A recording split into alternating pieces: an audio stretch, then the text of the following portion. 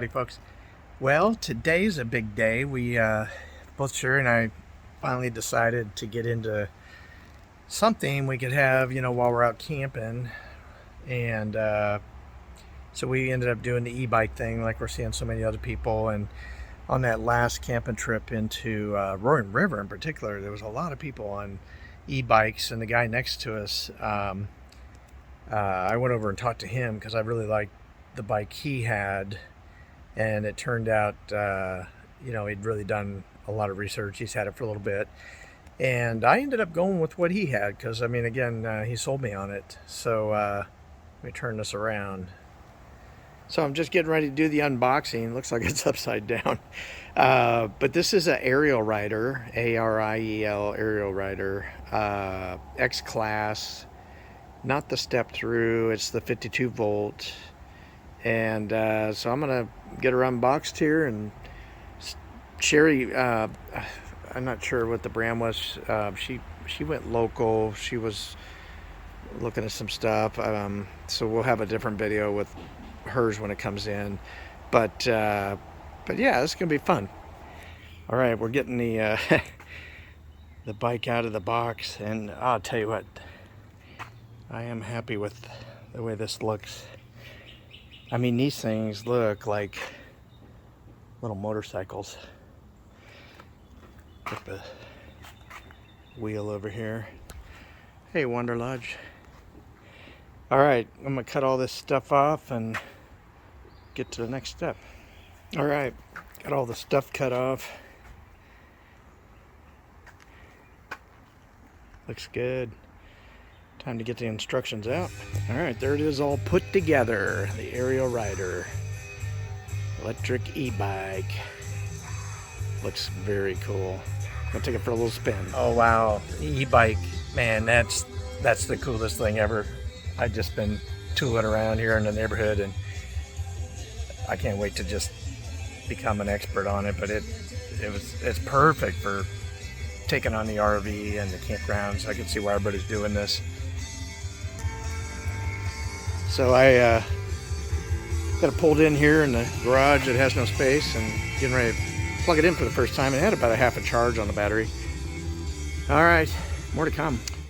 All right, and the updates continue on the new e-bikes. So I got mine, the Ariel Rider X-Class, 52 volt. Now Sherry picked out a step through. It's the Rad power bike. She was probably smarter. She went to the local place, Bike I believe it was, and ordered it from them online and had it shipped. And that way, they will support the bike, any kind of service and all that. Nice looking bike, and it's about the same wheelbase as mine. Now this, of course, we have to adjust the seat and the handlebars to fit her better, but it's a sharp bike. She wanted the little bigger rack on the back. She'll get some kind of a basket. This bike, I'm not sure all the specs. I just know that it's a little different configuration than what I got. My bike, of course, is much faster. This probably will only go about 20 miles an hour. Now mine starts at 20, but you can unlock it and go up to 36 miles an hour. They're pretty fast. Not that I need to go that fast, but anyway, there we go. And we ordered, I haven't put it together yet, but these boxes over here are the dual e-bike rack, real heavy duty, that I bought from Ariel Rider as well. So I got to get that put together, and we'll mount that on the back of the RV. So coming together. Here's my bike. Haven't really done a whole lot with it. There's a couple of add-ons I want to get, like the tank bag, but like Ariel Rider's sold out, and I really like their bag. I actually ordered a little one.